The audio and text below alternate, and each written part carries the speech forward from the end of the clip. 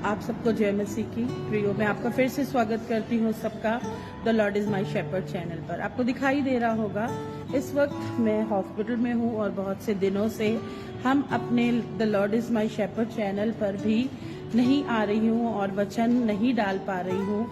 हम साथ में मिलके मनन नहीं कर पा रहे हैं प्रियो, परंतु आज मैं आपके साथ अपनी खुद की अपनी पर्सनल एक टेस्टमनी शेयर करने जा रही हूँ प्रियो। ध्यान से सुनिए।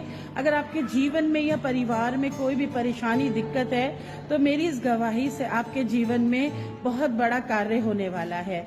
भजन संहिता 91 और उसकी 11th वर्स कहती है, वहाँ परमेश्वर हमसे वादा करते हैं कि मैं तुम्हें प्रोटेक्ट करूंगा प्रियो। बहुत दिन से मेरे पापा आईसीयू में एडमिट हैं और पिछले एक हफ्ते से फ्राइडे से और आज सैटरडे है और मेरे पापा पे बिल्कुल भी सेंसेस नहीं थे, बिल्कुल भी। वो यहाँ पे आए, हॉस्पिटल में आईसीयू में एडमिट हो गए और एक दो दिन बाद ही वो बिल्कुल आंख बंद करके लेटे रहे। उनको कुछ समझ नहीं आ रहा था प्रियो, कुछ नहीं बोल रहे थे। हम बड़े परेशान थे। ये समय था जब शैतान हमें आजमाइश में डाल रहा था और हम परीक्षा में थे, तो वहां पर प्रभु हमें देख रहा था प्रियो कि हमारा विश्वास कहाँ पर है। उस समय हमारे विश्वास की बात हो रही थी।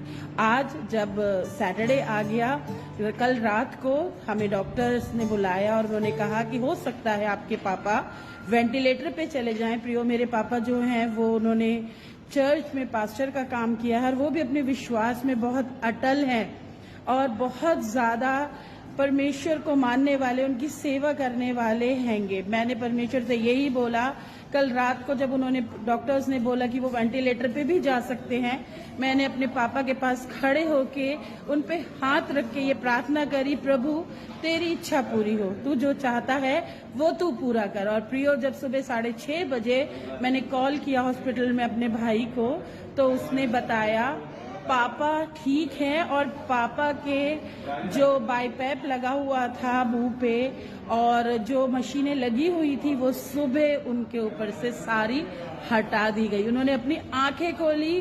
पिछले 7 दिन से वो तो ना तो आंख खोल रहे थे और ना कुछ खा रहे थे, मुंह में उनके पाइप लगा हुआ था।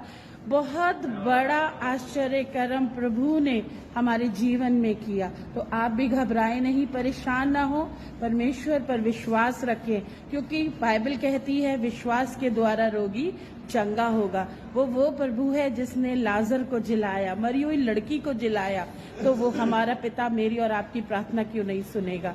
निरंतर प्रार्थना में लगे रहें, परमेश्वर से जो मांगते हैं उस पर विश्वास रखें और भरोसा रखें। परिस्थितियां बुरी हो सकती हैं, परंतु हमें उस परिस्थिति से विश्वास के द्वारा बाहर आना है।